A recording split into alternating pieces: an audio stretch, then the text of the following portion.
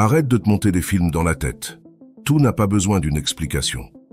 Ni chaque silence n'est un problème, ni chaque regard étranger n'est un signe de l'univers. Tu as fait de l'inquiétude ton passe-temps favori, et le pire, c'est que tu crois que ça sert à quelque chose. Mais dis-moi, combien de fois t'inquiéter a-t-il résolu quelque chose? Exactement, aucune. La philosophie stoïcienne le disait déjà. Ce qui ne dépend pas de toi ne mérite pas ton anxiété, et ce qui en dépend se résout par l'action, pas par le drame. Alors baisse le volume de ton esprit, respire et souviens-toi que faire confiance à toi n'est pas une phrase de développement personnel, c'est une décision. Parce que tant que tu continueras à douter de ton propre pouvoir, la vie continuera à te mettre à l'épreuve, juste pour voir si enfin tu oses croire en toi. Reste jusqu'à la fin, parce que la dernière leçon te fera retrouver la confiance dans les moments les plus durs de ta vie. Mais avant de commencer avec la première leçon, si tu trouves ces vidéos utiles, je t'encourage à t'abonner et à activer les notifications pour rester informé des dernières nouveautés. Commençons.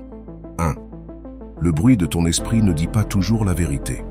Parfois ton esprit ressemble à une vieille radio que personne n'éteint. Il joue en fond pendant que tu fais n'importe quoi. Tu te douches, tu travailles, tu conduis et il est là avec le volume au maximum, te rappelant ce que tu as mal fait, ce que tu n'as pas encore fait et ce que tu pourrais perdre si tu te détends une seconde. Mais je vais te dire quelque chose. Le bruit de ton esprit ne dit pas toujours la vérité. En fait, la plupart du temps, il essaie juste de te protéger d'un danger qui n'existe pas. L'inquiétude, cette compagne si insistante, n'est qu'une pensée qui a appris à crier plus fort que le calme. Et bien sûr, comme tu l'as écoutée longtemps, tu finis par croire qu'elle a raison. L'esprit est une excellente actrice. Elle sait dramatiser, exagérer, inventer des futurs catastrophiques et transformer le moindre petit détail en film à suspense.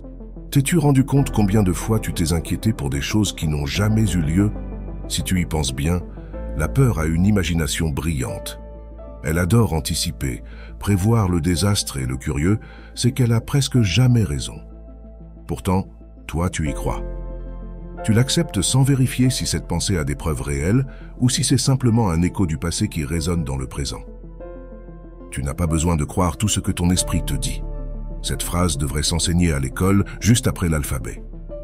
Croire à l'esprit tout ce qu'il dit, c'est comme laisser un enfant de 5 ans conduire ta voiture parce qu'il insiste sur le fait qu'il peut le faire. L'esprit ne ment pas toujours avec mauvaise intention, mais il a tendance à se tromper. C'est pourquoi l'un des plus grands actes de maturité émotionnelle consiste à apprendre à mettre de la distance entre ce que tu penses et ce qui se passe vraiment. La philosophie stoïcienne le résumait de manière magistrale. Nous ne pouvons pas contrôler ce qui arrive, mais oui, comment nous l'interprétons. Les stoïciens comprenaient que l'esprit est un fleuve turbulent et que l'art de vivre consiste à ne pas se laisser emporter par son courant. Marc Aurèle le disait avec sérénité. Le bonheur de ta vie dépend de la qualité de tes pensées. Et il avait raison, parce que quand tu crois tout ce que tu penses, tu finis épuisé, anxieux et avec la sensation que le monde est toujours sur le point de s'effondrer. La bonne nouvelle, c'est que tu peux éduquer ton esprit. Il ne s'agit pas de le faire taire. Ce serait comme essayer que la mer ne fasse pas de vagues, mais d'apprendre à observer ses mouvements sans t'identifier à eux. Quand une pensée anxieuse apparaît, regarde-la comme celui qui voit passer un train depuis le quai. Ne monte pas dedans, laisse-la partir. L'inquiétude ne gagne du pouvoir que quand tu la nourris avec ton attention. Un exercice simple. Chaque fois que tu remarques que l'esprit commence à courir, respire, arrête-toi et répète intérieurement « ceci n'est qu'une pensée, pas une réalité ». En le faisant, tu entraînes ton cerveau à ne pas réagir automatiquement. Cette pause, si brève mais puissante, est le début du contrôle. C'est comme apprendre à un chien à ne pas aboyer à chaque bruit. Ça demande de la pratique, mais ça fonctionne. Identifier la peur est le premier pas pour la faire taire, parce que la peur n'est qu'un réflexe qui cherche la protection. Si tu la reconnais sans lutter contre elle, elle perd sa force. Si tu l'observes sans la nourrir, elle se dissout. Quand tu oses regarder en face ce que tu crains, l'esprit n'a plus besoin de tant de bruit pour t'avertir. Il commence à faire confiance, à lâcher prise. La paix n'arrive pas quand tout est en ordre, mais quand tu décides de ne plus discuter avec tes pensées. Il ne s'agit pas d'éliminer le bruit mental, mais de baisser son volume. Et ça arrive quand tu comprends que tout ce qui passe par ta tête ne mérite pas ton énergie. La vraie confiance naît quand tu acceptes que tu ne peux pas tout contrôler, mais que tu peux choisir comment répondre. Alors, arrête d'essayer de battre ton esprit avec plus de pensée. On ne combat pas le feu avec du feu. Respire, observe, fais confiance. L'inquiétude ne disparaîtra pas du jour au lendemain, mais tu peux apprendre à ne pas la nourrir. Avec le temps, tu découvriras que ce bruit qui t'effrayait avant n'était que l'écho de ton insécurité, et que quand tu fais confiance à toi, quand tu choisis le calme sur la catastrophe imaginaire, tout commence à s'emboîter sans tant d'effort, parce qu'au final, l'esprit ne se tait pas en lui imposant le silence, mais en lui apprenant à faire confiance. Quand l'esprit se calme, l'âme se souvient qui commande vraiment. En deux, le piège du contrôle. Tu passes ta vie à vouloir que tout s'emboîte, que rien ne sorte du plan, que les gens agissent comme tu l'attends, que les choses arrivent quand tu le décides, et bien sûr, quand ça n'arrive pas, parce que ça n'arrive presque jamais, arrive l'anxiété, la frustration et cette sensation que le monde t'échappe des mains. Vouloir tout avoir sous contrôle est la plus grande cause d'anxiété, mais personne ne nous l'apprend. Depuis petit, on nous répète « efforce-toi, organise, planifie, aie tout sous contrôle ». Et on le fait jusqu'à ce qu'un jour, la vie avec son humour si particulier nous mette face à une réalité qui n'obéit pas. Il y a un piège invisible dans le fait de vouloir tout dominer. Plus tu essaies de contrôler, plus tu t'éloignes de la paix. C'est comme vouloir retenir l'eau avec les mains. Plus tu serres, plus vite elle s'échappe. L'esprit humain déteste l'incertitude. Il préfère imaginer un désastre plutôt que d'admettre qu'il ne sait pas ce qui va se passer. Et c'est là que naît l'inquiétude. Dans cette tentative désespérée d'anticiper l'incontrôlable, nous nous obsédons à comprendre, prévoir et corriger. Comme si la vie était une équation mathématique, mais la vie ne se domine pas. Elle s'accepte. Pense un instant à combien de choses tu as essayé de contrôler sans succès. Une relation qui ne coulait pas, un travail qui ne dépendait pas de toi, un résultat que tu ne pouvais pas garantir.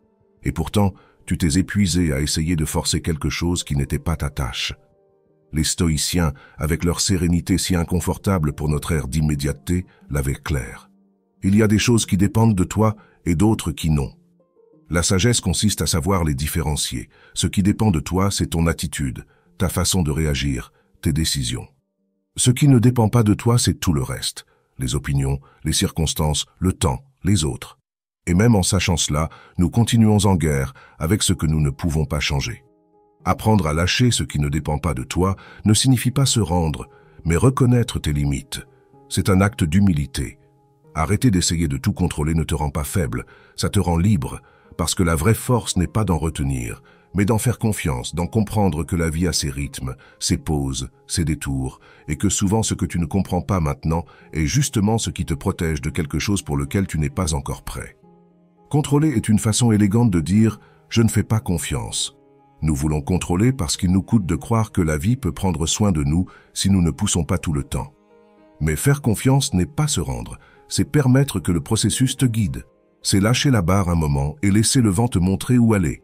Parce que même si tu ne le crois pas, la plupart du temps tu n'as pas besoin de faire plus, mais de faire moins. Quand tu apprends à faire confiance, tu découvres que les choses s'arrangent d'une manière inattendue, que ce qui t'enlevait le sommeil commence à s'ordonner quand tu arrêtes de lutter contre ça. L'anxiété se réduit non pas parce que tout se résout magiquement, mais parce que tu changes de position. De vouloir contrôler à décider d'observer, c'est la différence entre vivre en tension et vivre en paix. Si tu veux le pratiquer, commence par quelque chose de petit. Aujourd'hui, par exemple, observe combien de fois tu essaies de contrôler quelque chose qui ne dépend pas de toi.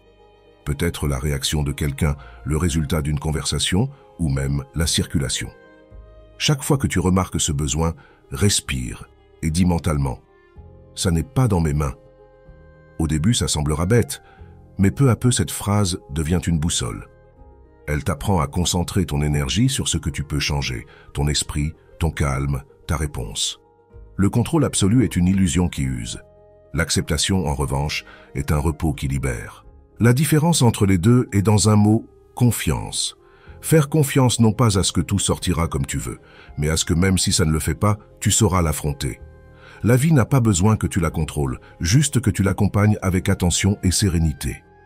Alors, arrête de vouloir tout arranger. Arrête de penser que si tu lâches, tout s'effondrera. La vérité, c'est que quand tu lâches, tout commence à se mettre en place. Le calme arrive quand tu comprends que la vie ne traite pas d'avoir le contrôle, mais d'avoir la foi. Lâcher n'est pas perdre le contrôle, c'est faire confiance à ce que l'univers sait te soutenir mieux que ta peur. 3. La valeur de ne pas savoir ce qui va se passer. Il t'est difficile d'accepter que tu ne sais pas, que tu n'as pas le contrôle, que tu ne vois pas la fin du chemin, que la vie ne te donne pas un manuel avec des instructions claires. Et bien sûr, quand tu ne sais pas ce qui va se passer, ton esprit entre en panique. Il commence à fabriquer des scénarios, à imaginer des désastres, à donner voix à la peur. Tu veux des certitudes, des réponses, des garanties, mais la valeur de ne pas savoir ce qui va se passer est justement ce qui t'apprend le plus sur toi-même. L'incertitude, bien qu'inconfortable, est l'épreuve la plus pure de la confiance. Parce que faire confiance, c'est avancer, même quand tu ne vois pas le sol sous tes pieds. Nous vivons dans une époque qui adore le contrôle. Nous planifions, programmons, anticipons, et quand quelque chose sort du script, nous sentons que le monde s'écroule. Mais la vie n'est pas une feuille Excel. C'est plutôt une jungle où chaque pas se fait entre ce que tu connais et ce que tu intuis. Et le curieux, c'est que si tu y penses bien, les meilleures choses qui te sont arrivées n'étaient pas dans tes plans. Elles sont arrivées au milieu de l'incertitude, quand tu as osé suivre sans savoir exactement où tu allais. La peur de l'inconnu est un piège élégant du cerveau. Il veut te garder en sécurité, mais parfois il t'enferme. Il te convainc que le sûr est mieux, même si le sûr t'éteint. L'esprit aime la routine parce que la routine ne fait pas mal, mais elle ne transforme pas non plus, et là est le dilemme. Si tu veux grandir, tu devras faire la paix avec ne pas savoir. Quand tu n'as pas de réponse, tu as l'opportunité de grandir, parce que seulement dans ce vide, dans cet espace incertain où rien n'est garanti, fleurit la vraie confiance. La philosophie stoïcienne en parlait beaucoup, d'accepter que la vie ne peut pas se prédire, mais qu'on peut l'affronter. Les stoïciens comprenaient que la sérénité ne vient pas d'avoir tout clair, mais de savoir garder le calme quand rien n'est clair. Marc Aurèle disait que l'homme sage ne craint pas l'avenir parce qu'il fait confiance à sa capacité de l'affronter. Et c'est exactement ce qui te manque quand l'anxiété te domine, la confiance en toi, pas dans les résultats. Marcher sans carte ne signifie pas se perdre. Ça signifie faire confiance à ce que si tu fais un pas, le suivant apparaîtra. La foi en toi naît quand tu apprends à avancer sans tout avoir calculé. Quand tu arrêtes de chercher des garanties et que tu choisis de te mouvoir par conviction, c'est là qu'apparaît une nouvelle force, une clarté qui ne dépend pas de savoir ce qui va se passer, mais de savoir qui tu es pendant que ça arrive. Une pratique qui peut t'aider. Chaque fois que la peur te dit « et si ça tourne mal ?» Réponds-lui « et si ça tourne bien ?» Changer cette question change ton énergie. Ça t'ouvre à la possibilité que la vie ne conspire pas toujours contre toi, que l'inconnu n'est pas toujours dangereux. Parfois c'est la liberté, la même liberté qui t'effraie au début, mais qui ensuite devient l'air qui te fait te sentir vivant. L'incertitude n'est pas ton ennemi, c'est ton maître. Elle t'apprend à arrêter de chercher des réponses rapides, à faire confiance au processus, à comprendre que tu n'as pas besoin de tout savoir pour avancer, que la foi n'est pas de la cécité mais du courage, parce que la foi, dans sa version la plus profonde, n'est ni religieuse ni mystique. C'est la certitude interne que quoi qu'il arrive, tu pourras y faire face.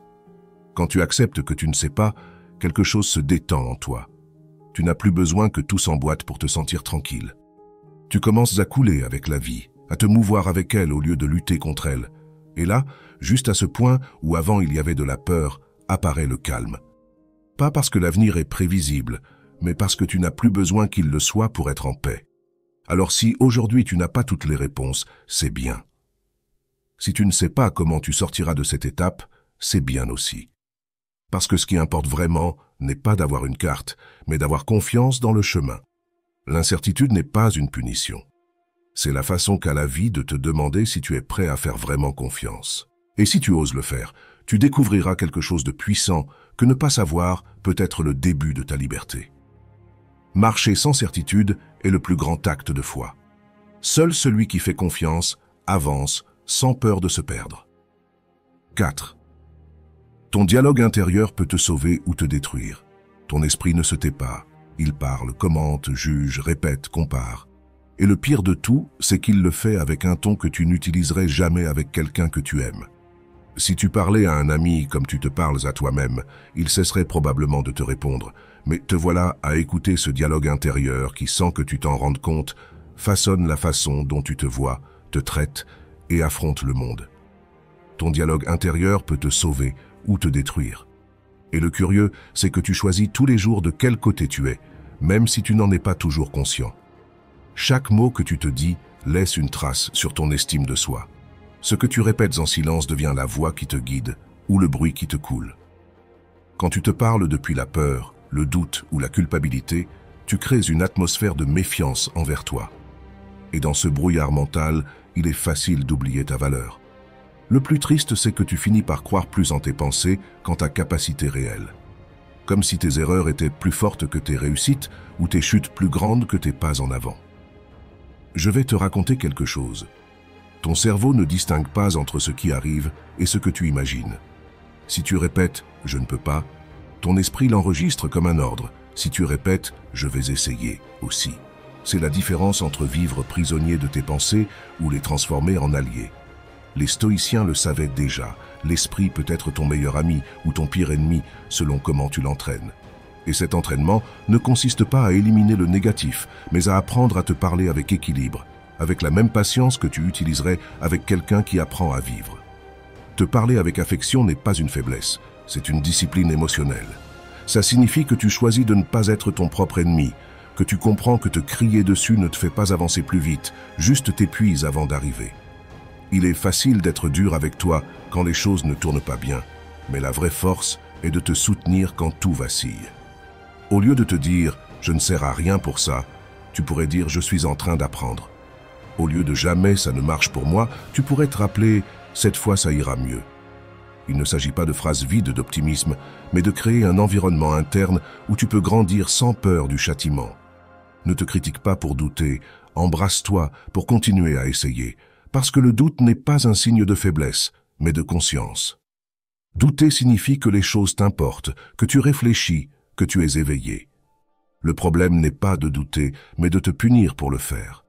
Si chaque fois que tu trébuches, tu t'attaques, tu finiras par craindre de bouger. Mais si chaque fois que tu tombes, tu t'accompagnes, tu finiras par faire confiance à toi.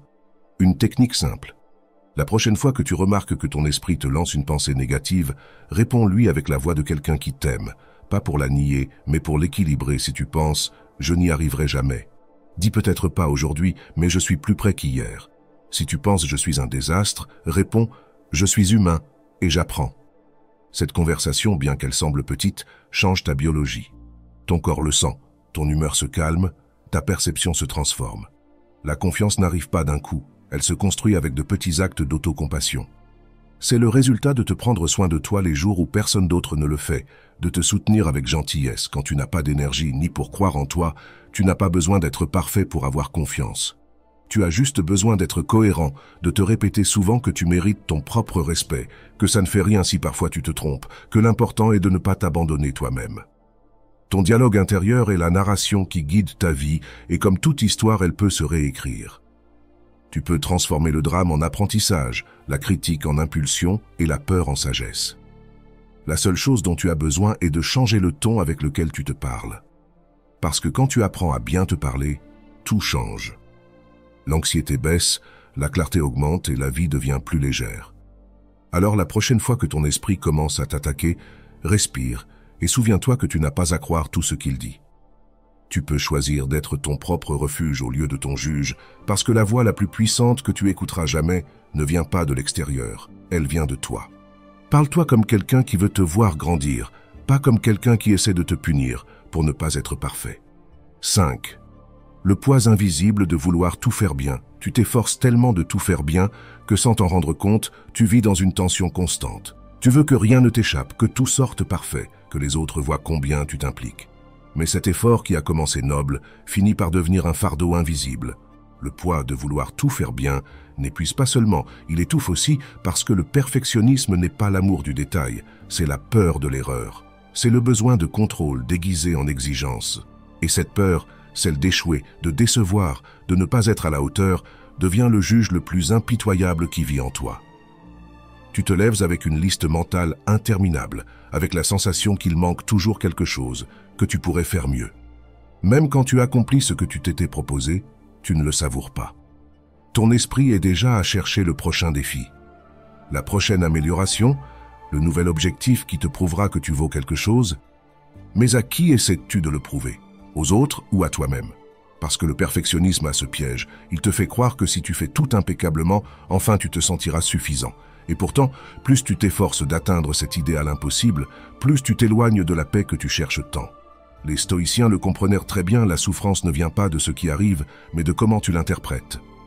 Selon la philosophie stoïcienne, ce qui te perturbe n'est pas d'échouer, mais l'histoire que tu te racontes sur cet échec. Le perfectionniste transforme chaque erreur en catastrophe personnelle, tandis que celui qui fait confiance la voit comme un pas de plus dans l'apprentissage. La différence est dans le regard, pas dans le résultat. Personne n'attend que tu sois parfait, juste authentique, et c'est quelque chose qu'il est parfois difficile d'accepter. On nous a éduqués dans l'idée que bien faire est synonyme de valoir, alors qu'en réalité l'authenticité pèse beaucoup plus que la perfection. Les gens ne tombent pas amoureux de ton impeccabilité, mais de ta vérité, de tes nuances, de tes contradictions, de ta façon humaine de te tromper et de recommencer. Prétendre être infaillible est une façon élégante de vivre avec la peur de décevoir, mais décevoir est inévitable et en plus nécessaire. Chaque échec apporte avec lui une leçon qui renforce. Il n'y a pas d'apprentissage sans erreur, ni de maturité sans trébuchement. En fait, ce qui t'apprend le plus dans la vie est généralement ce qui n'est pas sorti comme prévu. Mais tant que tu continueras à essayer d'éviter chaque erreur possible, tu te priveras de ce qu'il y a de plus précieux, l'opportunité de grandir. Parce que tu ne grandis pas quand tout va bien.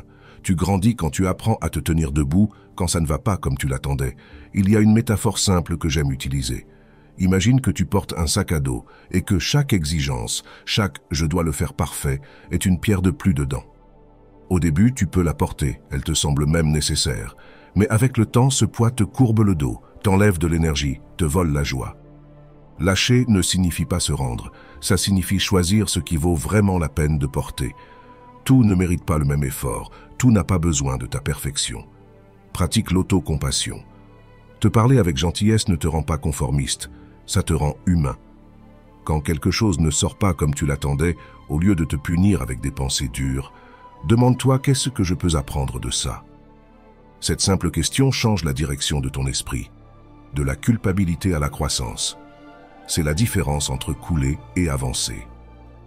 La paix arrive quand tu comprends que tu n'as rien à prouver, à personne, pas même à toi. Tu n'as pas à gagner le droit de te reposer, ni à justifier tes pauses, ni à prouver ta valeur à travers tes résultats. Ta valeur ne dépend pas de combien de choses tu fais bien, mais de comment tu te traites pendant que tu les fais. La vie n'a pas besoin que tu sois impeccable, elle a besoin que tu sois réel. Et quand tu commenceras à faire confiance à ce que tu fais de ton mieux, tu remarqueras comme l'anxiété se dissout. Tu découvriras que le monde ne s'écroule pas quand tu échoues, que les autres ne t'aiment pas moins pour ne pas être parfait, et que tu peux respirer sans t'exiger autant. Alors lâche un peu. Ça ne fait rien si tu ne fais pas tout bien. Personne ne le fait. Et paradoxalement, quand tu arrêtes de chercher la perfection, c'est quand les choses commencent à couler vraiment. Celui qui apprend à échouer sans perdre le calme a compris le secret de la liberté. 6. Arrête d'imaginer des désastres qui n'ont pas eu lieu. Tu es expert pour imaginer des catastrophes. Tu le fais sans effort, presque comme un réflexe. Si quelque chose peut mal tourner, ton esprit a déjà écrit le scénario complet, le drame, les conséquences et même la bande-son du désastre. Et le plus curieux, c'est que dans la majorité des cas, rien de tout ça n'arrive. Mais toi, tu l'as déjà souffert. Tu l'as vécu dans ta tête, tu as senti la peur, l'angoisse, la tension, sans que rien n'ait vraiment eu lieu. L'esprit crée des tempêtes qui n'arriveront jamais, mais toi tu te mouilles quand même. Ton cerveau, qui est brillant, ne distingue pas entre ce qu'il imagine et ce qui arrive. Quand tu anticipes la douleur, le rejet ou l'échec, le corps réagit comme si c'était déjà en train d'arriver. Tu libères du cortisol, le cœur s'accélère, tu dors moins bien et sans t'en rendre compte, tu deviens accro à un état d'alerte qui te vole la paix. Et tout ça à cause de ces « et si » qui te poursuivent tant. Et si ça ne marche pas? Et si je me trompe? Et si on me déçoit? Et si je perds ce que j'ai? Les « et si » sont les voleurs du présent. Ils s'infiltrent silencieusement, déguisés en prudence. Mais en réalité, c'est de la peur pure. Ils te font croire que tu es responsable en pensant à tous les scénarios possibles, alors qu'en réalité tu fabriques de l'anxiété de tes propres mains. Les stoïciens, dans leur sagesse intemporelle, l'avaient compris avant tout le monde. Souffrir avant l'heure, c'est souffrir 2 fois, et ils avaient raison. Anticiper la douleur ne l'évite pas, il la multiplie. Ton présent ne mérite pas de payer pour tes peurs futures. Chaque fois que tu te projettes au demain avec des pensées de peur, tu enlèves de la vie à l'aujourd'hui. Tu arrêtes de profiter de ce que tu as, de ce qui est en train d'arriver, de ce qui est réel. C'est comme si tu essayais de vivre avec un pied dans l'incertitude et l'autre dans la sécurité, sans te rendre compte que cet équilibre n'existe pas. Tu veux des certitudes dans un monde fait de changements. L'esprit, quand tu ne l'éduques pas, devient une usine d'inquiétude, mais tu peux l'entraîner. Il ne s'agit pas d'éliminer les pensées négatives. Ça serait comme demander à la mer de ne pas faire de vagues, mais d'apprendre à les surfer. Quand un « et si » apparaît ne le nourrit pas, ne t'assois pas prendre un café avec lui. Dis-toi « Merci pour l'avertissement, mais là tout de suite je n'en ai pas besoin ». Ce petit geste de conscience coupe le cycle de l'anxiété avant qu'il ne t'attrape. Tu peux aussi pratiquer une technique simple mais puissante, l'ancrage au présent. Chaque fois que ton esprit commence à voyager au futur avec ses histoires catastrophiques, fais quelque chose qui te ramène à l'instant. Respire profondément, sens tes mains, observe ce que tu as devant toi. Souviens-toi, le présent est le seul endroit où tu peux agir, décider et vivre. Le futur n'existe pas encore, et quand il arrivera, il ne sera pas comme tu l'imaginais, jamais il ne l'est. La philosophie stoïcienne parlait d'accepter ce qui est sous ton contrôle et de lâcher ce qui ne l'est pas. T'inquiéter pour ce qui n'a pas encore eu lieu, c'est vouloir contrôler l'incontrôlable, et ça, plus que de la précaution, c'est de l'usure. Tu peux te préparer, bien sûr, mais sans perdre le calme, parce que la sérénité ne surgit pas quand tout est parfait, mais quand tu choisis de ne pas anticiper la douleur. La prochaine fois que ton esprit commence avec son film d'horreur, demande-toi « Est-ce que ça arrive ou je le pense seulement ?» Cette simple question sépare la réalité de la fiction. Si ça n'arrive pas, ne le vis pas comme si c'était le cas. Ne paye pas avec ton énergie pour quelque chose qui n'existe même pas. Et si la peur insiste parce qu'elle insistera, rappelle-lui qu'elle n'a pas le pouvoir de décider pour toi, que tu choisis dans quelles pensées tu restes et lesquelles tu laisses passer. Ça, c'est la liberté émotionnelle. Ne pas laisser ton esprit te traîner au futur pendant que ta vie se déroule au présent. Tu ne peux pas éviter que les pensées apparaissent, mais tu peux décider de ne pas leur prêter attention. C'est la pratique la plus puissante qui existe. Regarder la tempête sans y entrer, parce qu'au final, la majorité des tempêtes qui t'ont volé le sommeil n'ont existé que dans ta tête. Et comprendre ça, c'est commencer à faire confiance, pas à ce qui arrivera, mais à ta capacité de le traverser. Le calme n'arrive pas quand tout est sous contrôle, mais quand tu apprends à ne pas réagir à ce qui n'existe pas encore. Numéro 7. La confiance ne se demande pas, elle s'entraîne. Tu n'es pas né en te méfiant de toi. Tu l'as appris à force de comparaisons, d'attentes extérieures, de petits échecs qui se sont agrandis dans ta tête. Et maintenant, chaque fois que tu vas faire un pas important, une voix interne murmure, et si tu ne peux pas, cette voix n'est pas réelle. C'est l'écho d'anciennes insécurités que tu n'as pas encore désarmées. Parce que la confiance ne se demande pas, elle s'entraîne, elle n'apparaît pas par magie, ni n'arrive sous forme d'inspiration. Elle se construit peu à peu comme on entraîne un muscle qui a dormi trop longtemps. Croire en toi n'est pas de l'arrogance, c'est du respect de soi. C'est comprendre que tu n'as pas besoin que les autres te valident pour savoir ce que tu vaux. La société t'a vendu l'idée que la confiance est une sorte de brillance externe, une pose, une sécurité feinte. Mais la vraie confiance est silencieuse, elle ne se vante pas, ne crie pas. Elle est dans le regard de celui qui se connaît, de celui qui sait ce qu'il peut apporter et ce qu'il doit encore améliorer. Elle ne naît pas de la perfection, mais de l'honnêteté. Les stoïciens le disaient il y a des siècles. La maîtrise de soi est la plus grande des forces, et ils avaient raison. La confiance authentique ne se soutient pas sur l'approbation externe, mais sur la constance interne, parce que la constance vainc la peur plus que la motivation. La motivation te pousse un jour. La constance te soutient toute la vie. Le problème, c'est que nous voulons des résultats rapides. Nous voulons nous sentir en sécurité avant d'agir. Mais ça fonctionne à l'inverse. Tu agis et ensuite la sécurité apparaît. Chaque fois que tu tiens une promesse, ta confiance grandit. Quand tu dis « demain je commence » et que tu le fais vraiment, tu envoies un message puissant à ton cerveau « tu peux compter sur moi ». Et ce message reste gravé, tout comme l'inverse. Quand tu te déçois une et autre fois, ton esprit arrête de croire en tes paroles. Il t'observe comme quelqu'un qui ne fait plus confiance à un ami qui promet toujours de changer, mais ne le fait jamais. Récupérer cette crédibilité avec toi-même demande de la pratique, de la patience et de la cohérence. Pas de grands discours, mais de petites actions qui démontrent l'engagement.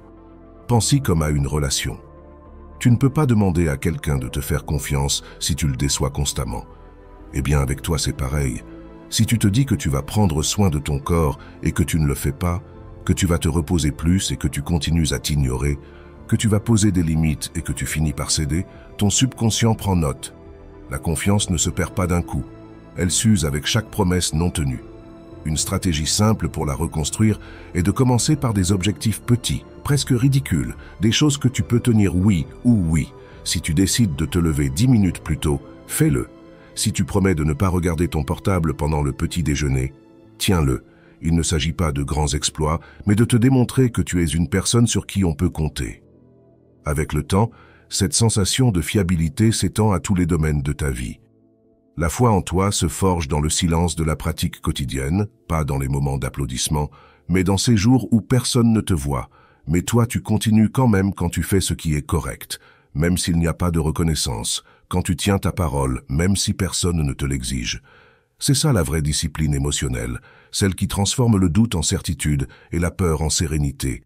Et non, il ne s'agit pas de devenir invincible. En fait, les personnes les plus sûres ne sont pas celles qui ne tombent jamais, mais celles qui n'ont plus peur de tomber.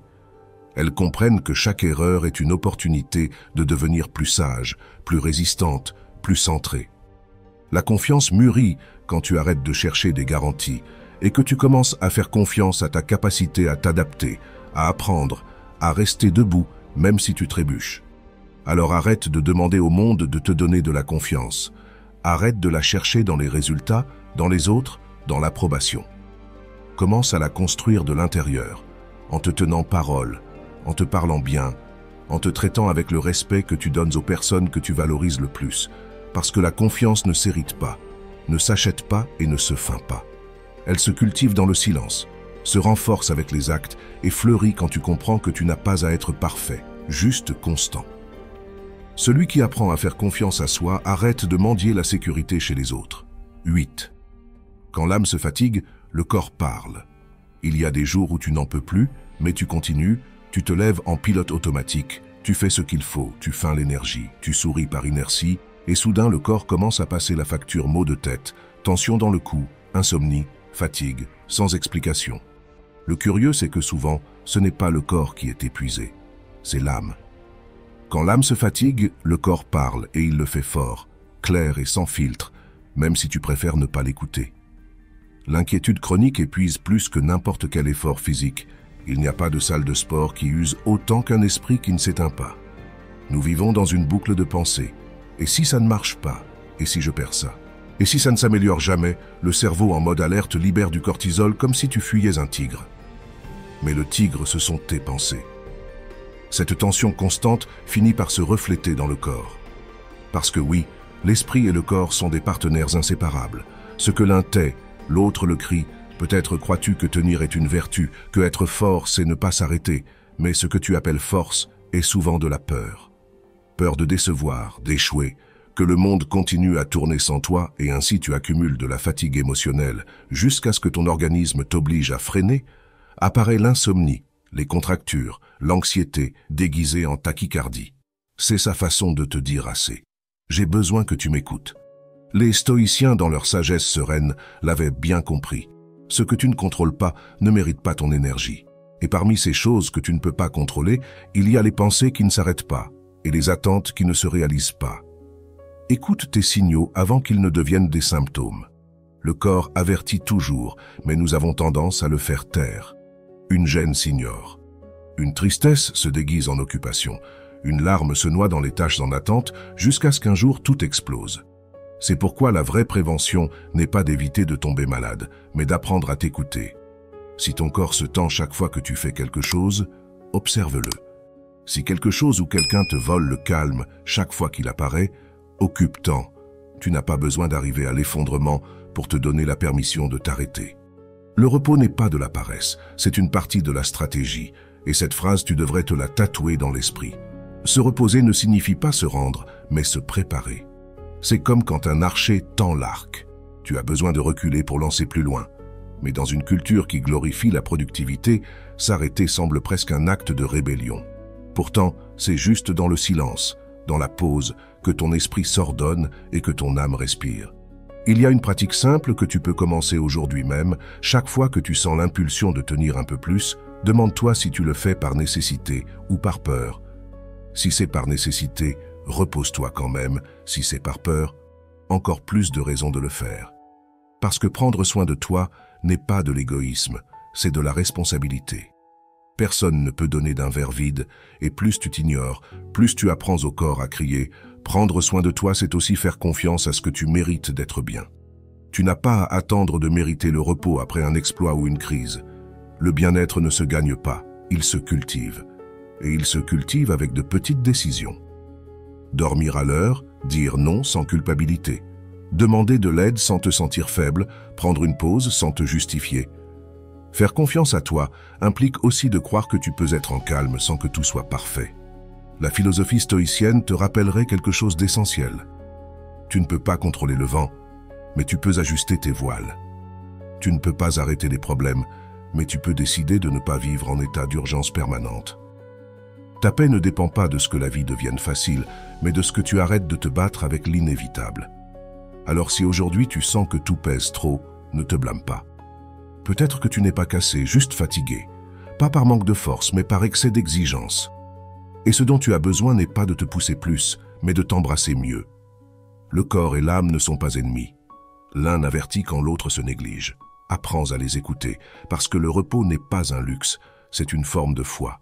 Foi en ce que même quand tu t'arrêtes, la vie suit son cours, et toi aussi tu peux le faire sans courir, sans lutter, simplement en faisant confiance. Écouter le corps est l'acte le plus spirituel qui existe. C'est l'âme qui demande de l'attention à travers la peau. 9. La vie coule mieux quand tu fais confiance à ton rythme. Tu es pressé. Pressé d'arriver, de comprendre, de résoudre. Pressé d'atteindre ce que les autres semblent déjà avoir. Et pourtant, plus tu te dépêches, plus tu t'éloignes de toi. La vie ne s'accélère pas parce que tu veux qu'elle le fasse, ni les processus ne se complètent parce que tu les exiges. La vie coule mieux quand tu fais confiance à ton rythme. Mais bien sûr, nous vivons dans une époque qui glorifie la vitesse. Tout doit être immédiat. Résultat, réponse, certitude. Et si quelque chose prend du temps, tu crois déjà que tu échoues? Sans t'en rendre compte, tu as confondu avancer avec courir et grandir avec concurrencer. Tu n'arrives pas en retard, tu arrives à ton moment exact. Mais essaie de dire ça à ton esprit quand il voit que les autres l'ont déjà obtenu. Il est inévitable de te comparer. Je sais, tu le fais sans penser, elle a plus de succès. Lui a déjà obtenu ce que je veux. Moi, je suis toujours au même point. Mais te comparer aux autres est une forme silencieuse de sabotage. Chaque fois que tu le fais, tu perds de l'énergie, de la clarté et de la confiance. Tu ne peux pas fleurir en regardant le jardin d'à côté. Et pourtant tu le fais. Tu te compares à des personnes qui n'ont pas ton histoire, ni tes blessures, ni tes apprentissages, comme si la vie était une course avec un seul couloir et une méta identique pour tous. La réalité, c'est que chaque processus personnel a son propre calendrier, et le pire que tu puisses faire est de le forcer. Ce qui ne se donne pas encore, c'est parce qu'il n'est pas mûr. Prétendre avancer les temps, c'est comme arracher un fruit vert parce que tu ne peux pas attendre qu'il mûrisse. L'anxiété moderne vit de ça, de l'impatience d'obtenir des résultats sans avoir vécu le processus. Mais la vraie croissance n'arrive pas dans la hâte, mais dans la pause. La philosophie stoïcienne l'expliquait de manière magistrale. Il y a des choses qui dépendent de toi et d'autres qui n'ont ton rythme en est une. Il dépend de tes décisions, de ta discipline, de ton focus, mais aussi de la vie, des cycles naturels que tu ne contrôles pas. Les stoïciens n'essayèrent pas de dominer le temps. Ils le respectaient, savaient que l'essentiel n'était pas d'arriver avant, mais d'arriver préparé. Et c'est exactement ce que tu oublies quand tu crois que tu es en retard. La vie ne se mesure pas en vitesse, mais en profondeur. Pense à un arbre. Il ne s'angoisse pas si celui d'à côté grandit plus vite. Il ne compare pas ses racines, ni ne se blâme s'il met plus de temps à fleurir. Il sait que l'important n'est pas de grandir vers le haut, mais de se renforcer vers le bas. Et ainsi, pendant qu'il semble immobile, il fait ce qu'il y a de plus précieux, créer des racines solides. Toi aussi tu es en train de faire des racines, même si tu ne le vois pas. Chaque jour où tu doutes, où tu tombes et te relèves, tu construis une base plus ferme pour tout ce qui vient après. La patience est le langage secret de la confiance, et ça ne signifie pas croiser les bras, mais te mouvoir sans désespoir. Ça implique d'agir, mais sans punir le processus. Quand tu fais confiance, tu travailles depuis le calme, pas depuis l'urgence. C'est une différence subtile mais puissante. L'urgence te fait craindre de tout perdre. Le calme te rappelle que rien de ce qui est pour toi ne t'échappera. Si tu veux le pratiquer, commence par observer tes pensées. Chaque fois que tu sens que non, tu ne vas pas au bon rythme. Demande-toi qui marque l'horloge. Moi, la comparaison ou la peur. Et quand l'anxiété te pousse à courir, arrête-toi, respire, répète mentalement. Je suis en train d'arriver à mon moment exact. Ce n'est pas un mantra magique, mais un rappel que ta vie n'est pas en pause. Elle est en cours à sa manière, à son temps. Et non, faire confiance à ton rythme ne signifie pas te conformer. Ça signifie comprendre que les bonnes choses ont besoin de maturité, pas de pression, qu'il y a des silences fertiles, des pauses nécessaires et des processus invisibles qui comptent aussi comme avance. L'impatience te fait croire que rien ne se passe, mais à l'intérieur, tout se passe. Alors arrête de regarder le calendrier comme s'il était un juge. Tu n'es pas en retard, tu es juste où tu as besoin d'être pour apprendre ce qui te préparera pour la suite. Quand tu commenceras à comprendre ça, le corps se détend, l'esprit se calme et l'âme enfin respire. Parce que le rythme de la vie ne s'accélère pas, il s'accompagne. La confiance ne se démontre pas en courant, mais en marchant avec sérénité. La patience n'est pas attendre sans rien faire, c'est faire confiance pendant que tu continues à marcher. 10. Le calme est ta plus grande force. T'es-tu rendu compte que nous vivons dans un monde qui glorifie le bruit? Tout doit être rapide, visible, urgent. Si tu ne réponds pas tout de suite, on dirait que tu perds de la valeur. Si tu n'as pas de plan, on dirait que tu échoues. Mais au milieu de tant de mouvements, il y a un pouvoir que peu pratiquent, le calme. Et non, je ne parle pas de rester immobile sans rien faire, je parle de garder l'esprit à sa place quand tout autour de toi s'écroule. Le calme est ta plus grande force, même si parfois ça semble le contraire. Quand le chaos apparaît, et il apparaît toujours, celui qui garde le calme a le pouvoir.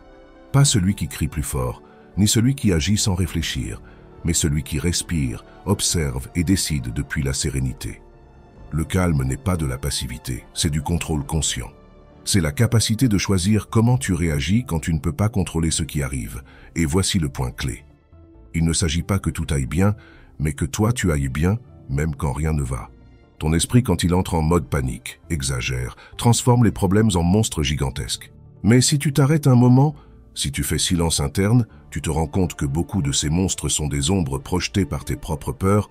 La philosophie stoïcienne l'expliquait avec clarté. Tu ne peux pas contrôler l'externe, mais tu peux dominer ta réponse interne. Les stoïciens comprenaient que la vraie liberté n'est pas d'éviter les tempêtes, mais d'apprendre à naviguer dedans sans couler, et là est la grande ironie. Nous croyons que être fort, c'est résister, alors qu'en réalité, la vraie force est de garder le calme pendant que tu décides quoi faire. Parce que depuis le calme, tu penses mieux, tu sens avec plus de clarté et tu agis avec plus de précision. L'impulsivité peut te donner une sensation de pouvoir pendant quelques secondes, mais la sérénité te donne un contrôle réel sur toi-même. La sérénité ne se cherche pas, elle se cultive chaque jour. Elle n'arrive pas par accident, elle arrive par pratique. C'est un entraînement comme aller à la salle de sport, mais pour l'esprit, commence par de petits gestes. Ne pas répondre à la première impulsion, ne pas dramatiser une situation, ne pas réagir au comportement des autres comme si c'était une offense personnelle. Cultiver le calme, c'est apprendre à te dire « ça ne fait rien », même quand tout semble indiquer le contraire. Et pas parce que tu nies la réalité, mais parce que tu choisis de ne pas laisser ça te traîner. Une technique simple. Quand tu remarques que l'anxiété te domine, fais une pause consciente, respire profondément et répète mentalement quelque chose qui t'ancre au présent. Ce n'est pas une urgence, parce que la majorité des choses qui nous altèrent ne le sont pas. Ce sont juste des pensées accélérées ou des peurs anticipées qui nous volent de l'énergie. Ton système nerveux ne distingue pas entre une menace réelle et une imaginée. Alors lui apprendre à se calmer, c'est apprendre à vivre mieux. Faire confiance à toi, c'est te rappeler que tu as survécu à tout ce que tu craignais. Regarde en arrière tout ce que tu pensais ne pas pouvoir supporter. Et regarde-toi, te voilà. Pas parfait, mais vivant, apprenant, grandissant. La confiance ne naît pas de la certitude que tout ira bien, mais de la connaissance que même si ça ne va pas, tu sauras comment le gérer. C'est ça le vrai calme, la certitude que tu peux avec ce qui vient, même si tu n'as pas toutes les réponses. Ne confonds pas tranquillité avec faiblesse. Rester serein au milieu du chaos ne te rend pas moins émotionnel, ça te rend plus sage. Parce que celui qui domine son esprit domine sa vie, et cette domination s'obtient dans les petits moments. Quand tu choisis de ne pas discuter pour ce qui ne vaut pas la peine, quand tu décides de te reposer au lieu de trop penser, quand tu réponds depuis la paix et pas depuis l'orgueil, le monde n'a pas besoin de plus de hâte. Il a besoin de plus de personnes en calme, des personnes qui ne réagissent pas au premier coup, qui savent respirer avant de parler, qui ne se laissent pas entraîner par le courant de la peur collective. Être l'un d'eux n'est pas facile, mais ça vaut la peine. Alors la prochaine fois que tout semble s'écrouler, souviens-toi de ça. Le calme n'est pas la fin du chaos, c'est ton refuge dedans. Ne le cherche pas dehors, il est en toi qui t'attend. Tu n'as qu'à t'arrêter assez pour l'écouter. Le calme ne te rend pas immunisé au chaos, il te rend propriétaire de toi-même pendant qu'il passe. Si tu es arrivé jusqu'ici, écris dans les commentaires. Tout n'a pas besoin de contrôle, juste de confiance. Je t'invite à t'abonner, activer les notifications et commenter pour que YouTube reconnaisse que ces vidéos sont utiles pour des personnes comme toi. Ça nous motive à continuer à créer du contenu similaire à l'avenir. Je te suggère de revoir les 2 dernières vidéos que nous te recommandons. Je te remercie sincèrement pour ton temps et ton soutien. On se voit dans notre prochaine aventure.